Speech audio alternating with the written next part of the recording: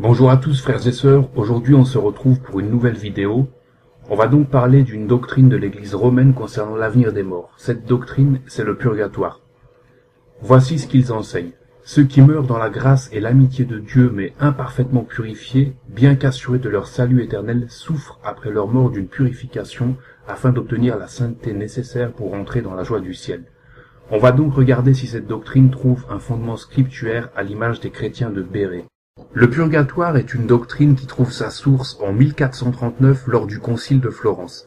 Voici ce que nous pouvons lire. Nous déclarons que les âmes des véritables pénitents, morts dans la charité de Dieu, avant que d'avoir fait de dignes fruits de pénitence pour expier leurs péchés de commission ou d'omission, soient purifiées après leur mort par les peines du purgatoire, et qu'elles sont soulagées de ces peines par les suffrages des fidèles vivants, comme sont le sacrifice de la messe, les prières, les aumônes et les autres œuvres de piété, que les fidèles font pour les autres fidèles, suivant les règles de l'Église, et que les âmes de ceux qui n'ont point péché depuis leur baptême, ou celles de ceux qui étaient tombés dans le péché, en ont été purifiées dans leur corps, après en être sortis, comme nous venons de le dire, entrent aussitôt dans le ciel et voient purement la Trinité, les uns plus parfaitement que les autres, selon la différence de leur mérite. Enfin, que les âmes de ceux qui sont morts en péché mortel, actuels ou dans le seul péché originel, descendent aussitôt en enfer pour y être toutes punies, quoiqu'inégalement. Ce que nous devons savoir pour commencer, c'est que le mot purgatoire ne figure nulle part dans la Bible. Pas une seule fois, les Saintes Écritures ne font allusion à un tel lieu de purification des âmes. Concernant le salut, la Bible parle uniquement du ciel ou du châtiment éternel. Nous allons donc méditer sur deux versets. Pour cela, je vous invite à ouvrir l'Épître aux Hébreux, chapitre 9, verset 22. La parole déclare « Sans effusion de sang, il n'y a pas de pardon ». Et dans 1 Jean chapitre 1, verset 7, le sang de Jésus, son Fils, nous purifie de tout péché. Vous voyez, tout a déjà été accompli par Jésus à la croix, et c'est notre foi qui sauve. On ne pourra jamais être plus pur que par le sang du Christ. L'apôtre Paul nous a déclaré « Étant donc justifiés par la foi, nous avons la paix avec Dieu par notre Seigneur Jésus-Christ. » Et à plus forte raison donc, maintenant que nous sommes justifiés par son sang, serons-nous sauvés par lui de la colère. Romains chapitre 5 versets 1 et 9.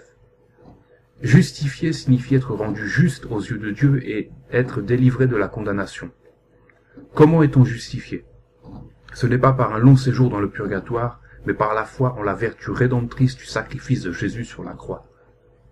Voici ce que nous pouvons lire dans Romains chapitre 8 verset 1. Il n'y a donc maintenant aucune condamnation pour ceux qui sont en Jésus-Christ. Vous voyez, la Bible est très claire. Cette doctrine s'effondre d'elle-même.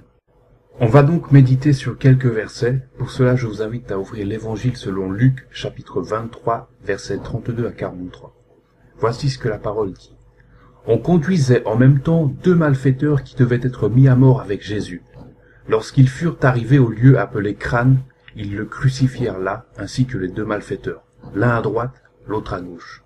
Jésus dit, « Père, pardonne-leur car ils ne savent pas ce qu'ils font. » Ils se partagèrent ses vêtements en tirant au sort. Le peuple se tenait là et regardait. Les magistrats se moquaient de Jésus, disant, « Il a sauvé les autres, qu'il se sauve lui-même s'il est le Christ, l'élu de Dieu. » Les soldats aussi se moquaient de lui, s'approchant en lui présentant du vinaigre.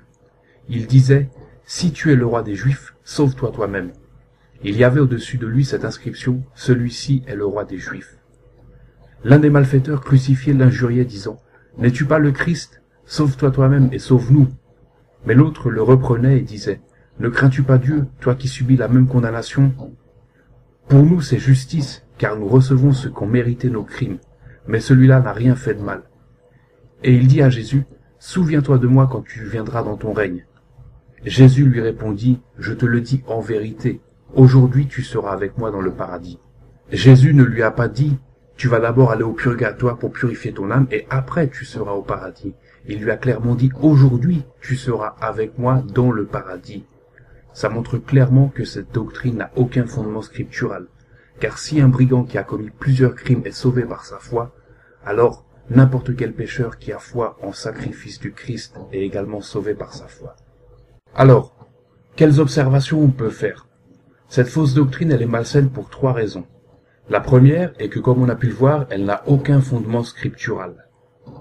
La seconde est que ceux qui croient en cette doctrine ne reconnaissent pas le sacrifice que Jésus a fait sur la croix.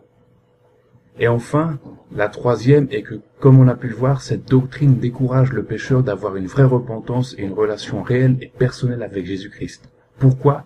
Tout simplement car le pécheur va se dire « Mon âme sera purifiée plus tard au purgatoire, donc peu importe les péchés que je peux commettre ici.